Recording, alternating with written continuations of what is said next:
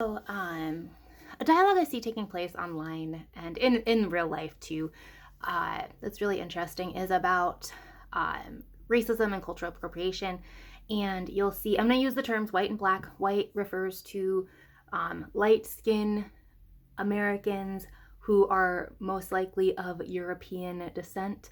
Um, but it could also encompass other people. And I'm going to use black to represent African Americans, people who are descendants of slaves, specifically to the black culture, the black capitalization B. So I'm going to use those terms. Don't get all huffy about it. Yeah, let me know if you have different opinions. That's totally fine.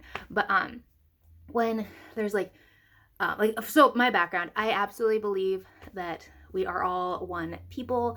We're the human race. Yes, ethnicity is different. Ethnicity does still matter in daily lives. There are elements of things in America that make, if you are dark skinned, your experience is oftentimes very different than if you are light skinned. It varies from place to place. But I think one thing that's been fascinating with the last few years, now that the race conversation has kind of become more mainstream,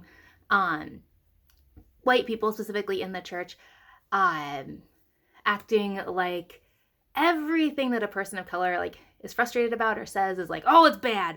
I'm the hero because I say that we are all the same. We're exactly the same. There's no difference. And though in a lot of ways that can be true, but one of the big things is that when whiteness is the mainstream culture and every other culture is adapting into that,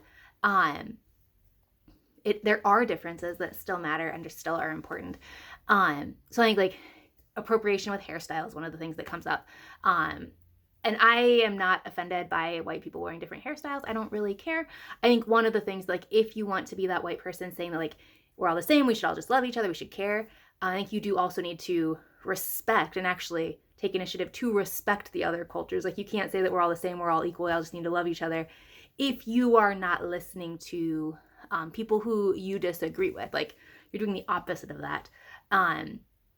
And so I think that's an interesting, so if someone was to say well, yeah, it bothers me because I wasn't able to have a natural hairstyle as a kid because people thought I did drugs, or whatever, or because my cousin couldn't have their natural hair for their sports team, or my mom couldn't wear their natural hair at work, or all these different, there are a lot of different things and a lot of baggages, a lot of things that causes baggage with black hair. So I think listening to those stories is obviously important, but also things like the capitalization of the letter B for black, that is important because it is a cultural heritage. A lot of black people, I was talking to a gal the other day at church. It was actually a really beautiful conversation. But she was asking what my background was. And I had said that 13th generation white American on one side, and my other side is black, kind of your typical slave family, slavery in the history, biological father's murdered by the KKK. Then the son of the woman asked, how many generations does that say go back? I'm it's hard to say.